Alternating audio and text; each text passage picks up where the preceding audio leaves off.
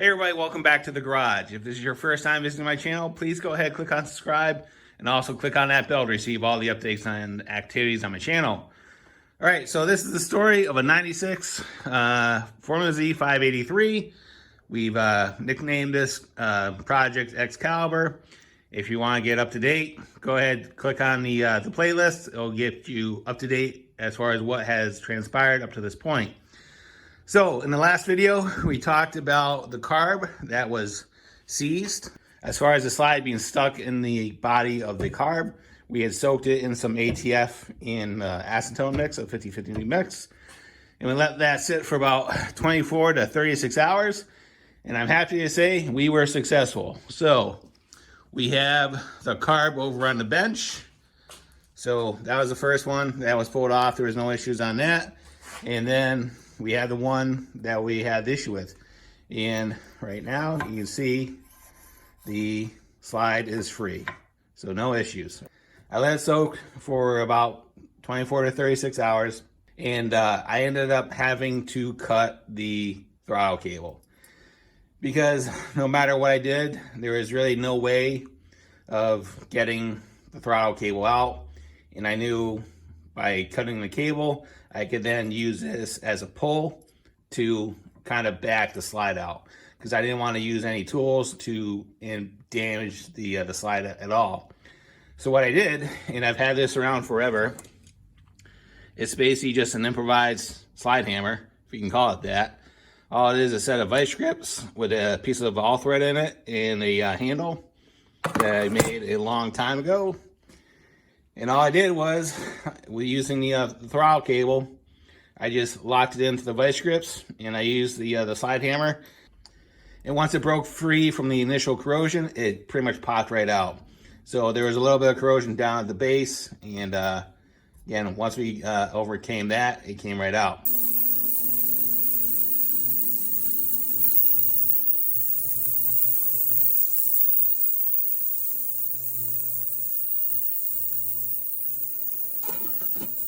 All right, so we have both cars ready to go, got them reassembled. That ultrasonic cleaner does a great job. So this was the one that we had no issues. That is the PTO side. And this is the one that had the stuck slide. So this is the magneto side. So what we're gonna do is, because I had to cut the cable, so they're just gonna be running at idle. So the way you do the slide height on these in Skidoo is kind of weird on how you want to, they want you to set them. They want you to actually come from the back side, the engine side, and set the slide height that way. I guess that's fine. And what they want you to do is just use a 2mm drill. And if I remember correctly, it's right around 80 thousandths or 78. I found one that was 89. It's gonna be close enough for what we're gonna do. And then you just put it in there. So you can see this. You put it in there. And then you adjust the idle screw until the drill is just barely catching on the slide. And this is going to be good enough for now, just to get it back in there and get them running. So let's get these back installed in the sled and see if we can get this thing fired up. All right, so we have the cars back on. And what I've done is, I haven't drained the tank. I know the gas is shit. So what I've done is, I do this all the time when I'm working on old sleds. I just take a couple pieces of fuel hose and little funnel, and then I just pre-fill the bowls with gas. The primer on this thing is no good. It's leaking. And so I already put a little bit of fuel down the cylinders, because again, these sleds really need to use a primer to get it going. There are no chokes. So I fully expect this thing to fire off on the first pull, and I'm gonna turn the main fuel petcock off. I'm sure we'll get some gas out of the fuel pump as it's running.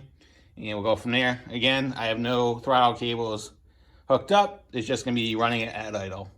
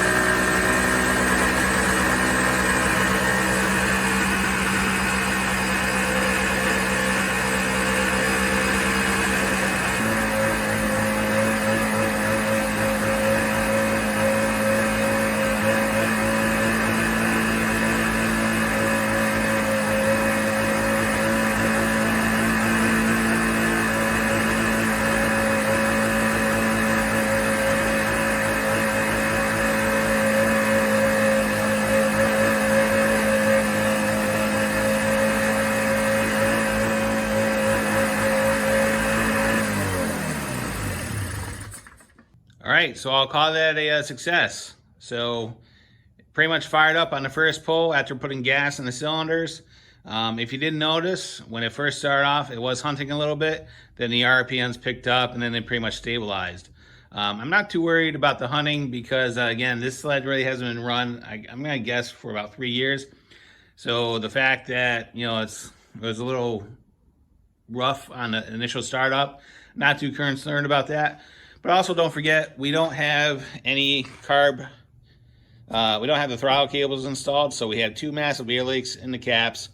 The primers aren't installed, so we have air leaks on either side of the carbs. The air box isn't on. There's no fuel pressure going into the bowls, so who knows actually how much gas is being used on each carb. It may be a pressure differential, but who knows. I did spray some carb clean by the crank seal, down by the clutch, and down by the Y pipe. Never increased the RPMs, no strange noises, so I'm calling this a win. You know, after about 3 years, the fact that it fired right up, it's a very good sign, and it's pretty much earned the next step in the process of cleaning this thing up.